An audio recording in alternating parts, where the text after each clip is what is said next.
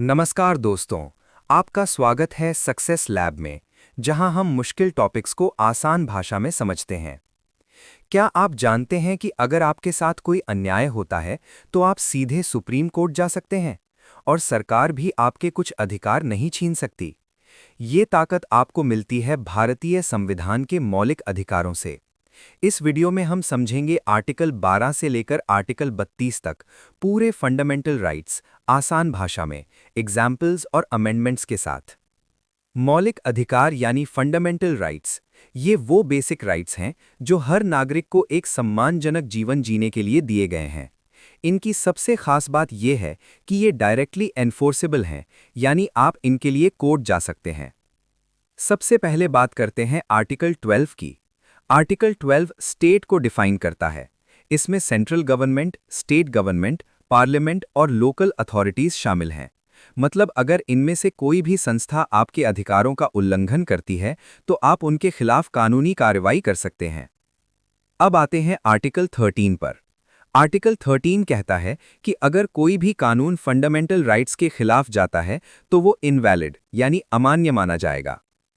1971 में 24th amendment के जरिए पार्लियामेंट को कॉन्स्टिट्यूशन अमेंड करने की शक्ति दी गई। अब शुरू होता है राइट टू इक्वालिटी, आर्टिकल 14 से 18 तक। आर्टिकल 14, कानून के सामने सभी बराबर हैं। आर्टिकल 15, धर्म, जाति, लिंग या जन्म स्थान के आधार पर भेदभाव नहीं होगा। 2005 में 93rd अमेंडमेंट के जरिए ओबीसी रिजर्वेशन को शिक्षा में शामिल किया गया। आर्टिकल 16, सरकारी नौकरी में सभी को समान अवसर मिलेगा। 1995 के 77th अमेंडमेंट के तहत एससी और एसटी को प्रमोशन में रिजर्वेशन दिया गया। आर्टिकल 17, छुआछूत को पूरी तरह समाप्त कर दिया गया। आर्टिकल 18, सरकार किसी को राजा या महाराजा जैसे टाइटल्स नहीं दे सकती। अब बात करते हैं राइट टू फ्रीडम की, आर्टिकल 19 से 22। अब हम डिटेल में समझते हैं आर्टिकल 19, जो फंडामेंटल राइट्स का सबसे डायनामिक हिस्सा है। आर्टिकल 19 हमें 6 महत्वपूर्ण फ्रीडम्स देता है। पहला, स्पीच और एक्सप्रेशन की फ्रीडम, यानी आप अपने विचार खुलकर व्यक्त कर सकते हैं। दूसरा, पीसफुल असेंबली, आप बिना हथियार के शांतिपूर्ण तरीके से इकट्ठा हो सकते हैं।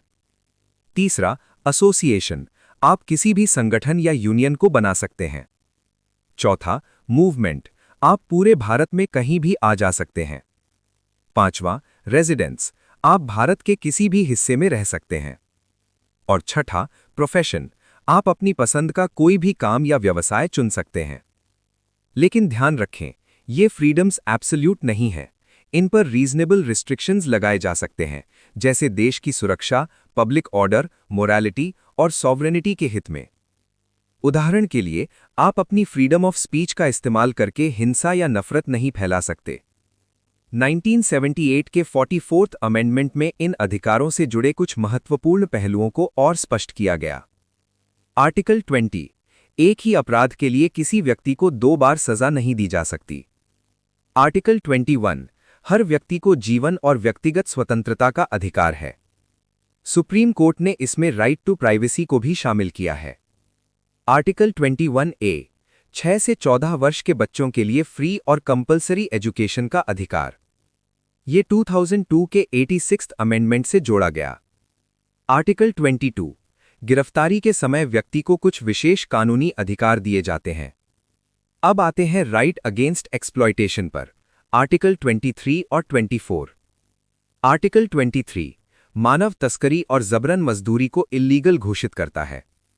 आर्टिकल 24, 14 साल से कम उम्र के बच्चों से खतरनाक उद्योगों में काम कराना पूरी तरह प्रतिबंधित है। अब हम बात करते हैं भारतीय संविधान के एक महत्वपूर्ण हिस्से की, right to freedom of religion और कल्चरल एंड एजुकेशनल राइट्स, यानी आर्टिकल 25 से 30। आर्टिकल 25, हर व्यक्ति को अपने धर्म को मानने, पालन करने और प्रचार करने की स्वतंत्रता देता है।